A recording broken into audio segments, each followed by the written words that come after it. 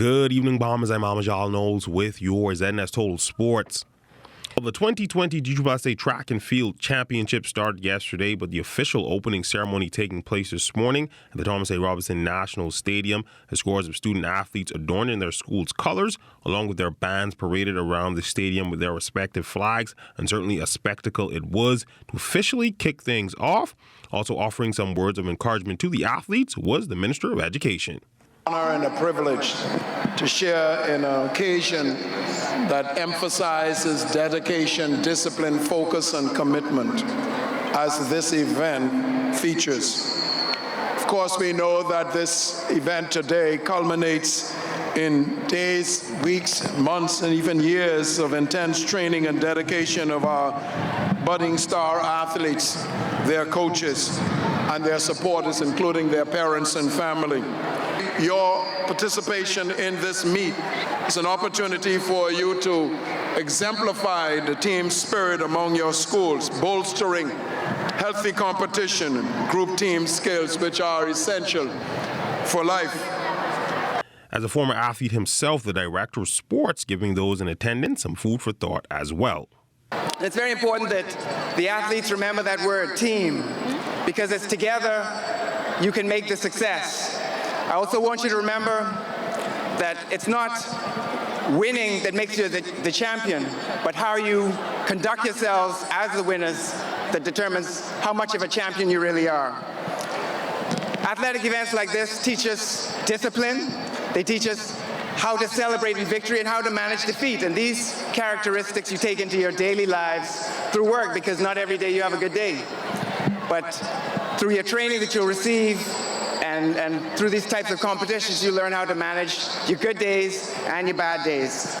Well, to the track, and this one was never in doubt as they have done over the past 7 years. Complete domination by the CAG's Raptors, winning their second straight GSSA Junior Track and Field Championship and their sixth in the last 7 years.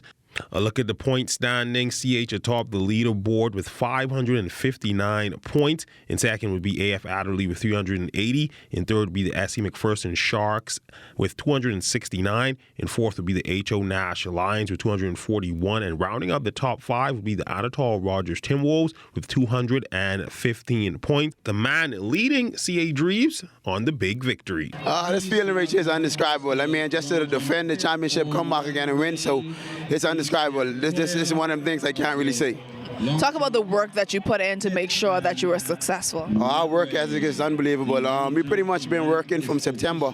So based on what we've been doing out there, practicing day by day, and that's to come out here and just show exactly how hard work pay off. The culture, it's a winning culture around the school. The kids just believe that they can win. And once it starts right there, if you believe in yourself, no one can stop you. How do you head into nationals now? What do you prepare for? We got to make a couple of adjustments because we didn't really see the private schools as yet. But based on their results and we made a little bit of adjustments, we should be good going into national. In news from the NBA, DeAndre Ayton had another monster performance for the Phoenix Suns on Wednesday, finishing with 25 points, going 11 of 22 from the field and 3 of 4 from the line, along with 17 rebounds and 3 blocks against the Los Angeles Clippers. It would, however, come in a losing effort, with the Clippers outgunning the Suns to emerge with a 102-92 victory. Despite the loss, though, there's no denying that the former first overall pick has been outstanding for the Suns all season long. Ayton appears to have turned a corner of late, and according to the 21-year-old, this has been thanks in large part to his newfound connection with Phoenix Suns point guard Ricky Rubio. Rubio is an elite playmaker, and for Ayton, understanding how to best play with the veteran point guard has been key to his recent success. Ayton is making up for lost time after serving a 25-game suspension early in the season following a violation of the league's anti-drug policy. Now in the second season, the former Arizona Wildcats standout is averaging 19 points per game, 12 rebounds, 2 assists, and 1.6 blocks in 32 minutes of play. Ayton has double-doubles in 7 of 9 February contests so far, and he's grabbed 15 or more rebounds already 4 times, including 2 of his last 3 contests. He's settled himself as one of Phoenix's go-to players on offense and has looked impressive during the current month, averaging 21.9 points, 13.2 rebounds, while shooting 56% from the field. In college basketball news, the Ole Miss Lady Rebels are currently in the midst of a disappointing 7-20 2020 season and a tough matchup later tonight at home against the 18-9 Tennessee Lady Vols for Coach Jolette McPhee-McEwen. She's looking at the bright side and says despite the L's her team is taking, they're continuing to learn while playing in the toughest conference in all of women's collegiate basketball. I think this Kentucky team is no different than a Mississippi State team, and it's no different from a Tennessee team that's just bigger and wears you down in another way, or South Carolina. Any team that's ranked has, there's clear advantages from a talent, skill, and speed, and even strength, height, every standpoint. But we scored 52 points tonight. And before this, we scored whatever we scored, and then 70-something. We've been playing better. So we're everyone's talking about all these. We're in the toughest, most physical conference in the country. Like that, I don't think that anybody can win that debate. So. And it just so happened that we're always playing a top 25 team. When we don't play a top 25 team, it's usually a really close game. In order for us to beat a top 25 team, we have to make every single shot and they have to miss. I know when they play, it seems like they're just scoring over us. That's because we're small. They just look over us. Ryan Howard could go in the WNBA right now and be in the top 4 in the draft. She's a pro for a reason. She beat us with one hand. There's clear talent deficiencies, and that's something that you can only fix with recruiting. In action from the New Providence Basketball Association last night, the University of the Bahamas Mingos in action against the JD Seafood Shockers in a game that had little impact on the playoff race, but was a big one for both teams, as this was an early playoff preview, as the teams will face off in the playoffs next week. This would be a back-and-forth affair with the teams trading baskets throughout, but the Shockers would ultimately make enough key plays down the stretch to escape with the 79-75 win. UB's head coach on the loss. We did with this loss is we gave the Shockers the mental advantage in believing that they can beat us in the playoffs. We played these guys on Wednesday, first game of the playoffs. So this is a big win for them. It's a big loss for us. We had our opportunities, we squandered it, didn't capitalize on some free throws down the stretch, and that's how the game is sometimes.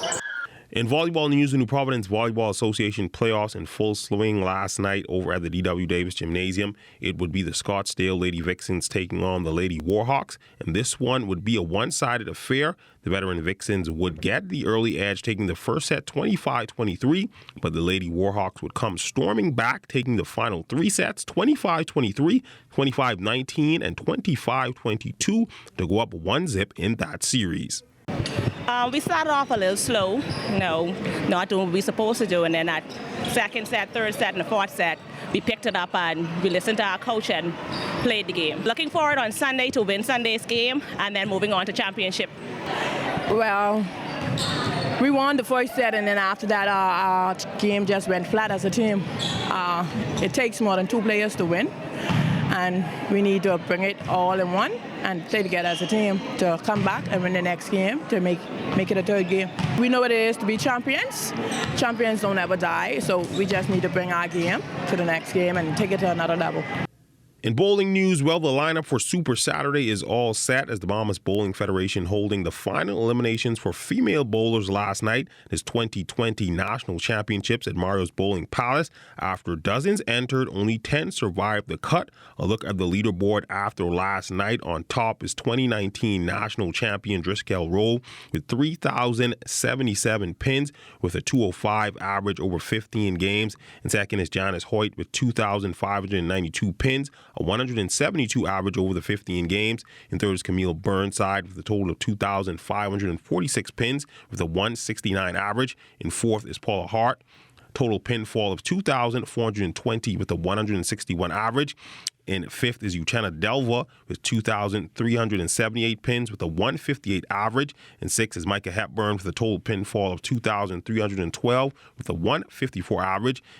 In seventh is Joyanne Bims with a total pinfall of 2,300 with a 153 average. In eighth is Kimberly Gupta. Her total pinfall is 2,294 with a 152.93 average. In ninth is Cheryl Bevins who has a total pinfall of 2,285 with a 152.33 average. And rounding out the final 10 is Denise Mortimer, a total pinfall of 2,270 with a 151 average over the 15 games. The 10 ladies must now bowl 5 more games to see who will bowl in the finals on Sunday. Jazz Chisholm continuing to shoot up the MLB pipeline rankings. Chisholm is currently ranked 4th in the MLB pipeline for the Miami Marlins and the number 54 prospect in all of baseball. His 50-hit tool is his lowest rating, bettered with a mark of 55 in power, arm, fielding, and speed. Since the beginning of spring training, Chisholm has turned heads with his major league ready level defense. He's taking 11 chances without an error in 16 innings of work, turning 3 double plays in the balance. Chisholm is projected by Zips over at Fangraphs to put up a 271, 369 slash line in 116 games if he spends the season at the major league level with a 30% whiff rate. At any rate, he's unlikely to break camp with the club now, but he's showing that he'll likely be ready sooner rather than later. In July of last year, the Marlins traded starting pitcher Zach Gallen to the Diamondbacks for the 22-year-old Chisholm. And that's been a look at sports. A quick check on weather is up next.